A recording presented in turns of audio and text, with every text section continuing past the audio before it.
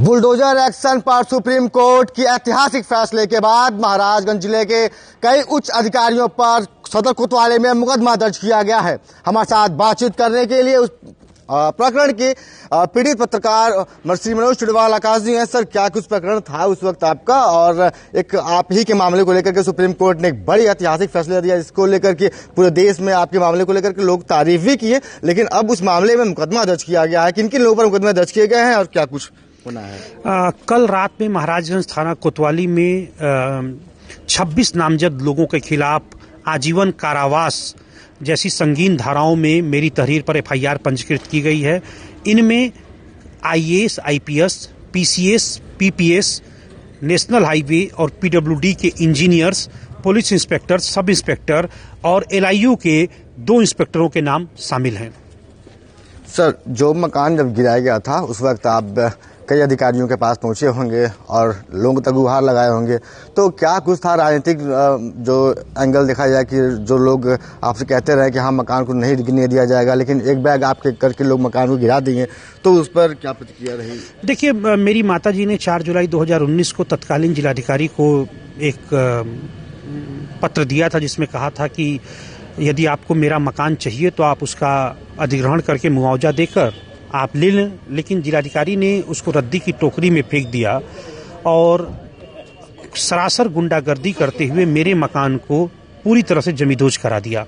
और यही कारण है कि मैं इस मामले को लेकर फिर घटना घटने के बाद 4 पन्ने का शिकायती पत्र लेकर सुप्रीम कोर्ट गया। माननीय सुप्रीम कोर्ट ने इस मेरे 4 पन्ने के शिकायती पत्र का स्वतः संज्ञान लिया और स्वतः संज्ञान लेते हुए मेरे पत्र को ही रीट याचिका में कन्वर्ट कर दिया। और मेरे मामले में इससे पहले एनएचआरसी ने और बस्ती के तत्कालीन कमिश्नर 1998 बैच के आईएएस अनिल कुमार सागर जी ने जांच की थी। दोनों ही जांचों में मौके पर जो जांच टीम आई उसमें पाया कि मेरा मकान जायज़ था और तत्कालीन जिलाधिकारी ने गैर कानूनी तरीके से मेरे मकान को गिरवाया है। इसका परिशीलन माननीय सुप्रीम कोर्ट में भी हुआ और 1.5 घंटे तक सुप्रीम कोर्ट में कोर्ट नंबर 1 में 6 नवंबर को माननीय मुख्य न्यायाधीश की अध्यक्षता वाली 3 सदस्यीय खंडपीठ ने सुनवाई की और बहुत सख्त आदेश दिया कि तत्काल डीजीपी और मुख्य सचिव मेरी एफआईआर दर्ज करें और इसकी जांच जिला पुलिस से न कराकर यूपीसीबीसीआईडी से कराई जाए। लेकिन मैं आपको यहाँ पर कहना चाहता हूँ कि सुप्रीम कोर्ट के आदेश के बाद 50 दिन लगा दिए इन लोगों ने एफआईआर दर्ज करने में, तो मुझे बिल्कुल भरोसा नहीं है यूपीसीबीसीआईडी की जांच पर। अगर मैं 90 दिनों तक इंतजार करूंगा, यूपीसीबीसीआईडी ने अगर मेरे साथ न्याय नहीं किया, निष्पक्ष विवेचना नहीं की, तो मैं माननीय सुप्रीम कोर्ट का पुनः दरवाजा खटखटाऊंगा और इसकी विवेचना सुप्रीम कोर्ट से कराऊंगा। सुप्रीम कोर्ट ने एफआईआर के अलावा यह भी कहा कि 25 लाख रुपए का दंडात्मक मुआवजा उत्तर प्रदेश सरकार पर लगाया और इसे तत्काल याचिकाकर्ता को दिया जाए और मुख्य सचिव को यह भी निर्देश दिया कि इसके अलावा समस्त प्रकार के मुआवजे पीड़ित याचिकाकर्ता को दिए जाएं तथा जितने भी दोषी हैं उनके खिलाफ 1 महीने के अंदर कठोरतम विभागीय जांच शुरू करके 4 महीने के अंदर दंड देने की कार्रवाई पूरी करके अवगत कराएं। तो क्या कोर्ट ने जो राहत दिया था आपको 25 लाख रुपए का मुआवजा देने के लिए, वो आपको मिला?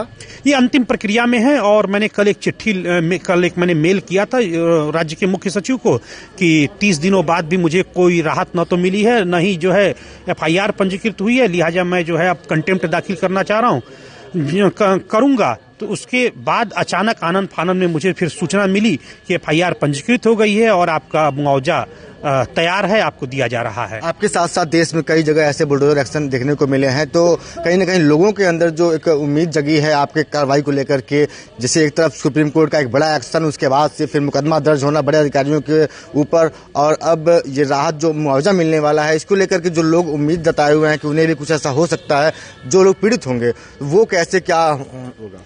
देखिए, सबसे पहली बात यह है कि यह फैसला जो है ऐतिहासिक हो गया है। माननीय सुप्रीम कोर्ट ने अपने रजिस्ट्रार जनरल के माध्यम से देश भर के मुख्य सचिवों को कहा है कि अब कोई भी मकान बिना निर्धारित प्रक्रिया का पालन किए हुए नहीं तोड़ा जा सकता। यानी कि कोई मकान तोड़ना है तो आपको 15 दिन का समय देना होगा, नोटिस लिखित देनी होगी, नोटिस को पीड़ित के दरवाजे पर चस्पा करना होगा, उसकी वीडियोग्राफी करानी होगी, उसके बाद उसको पर्याप्त सुनवाई का अवसर देना होगा।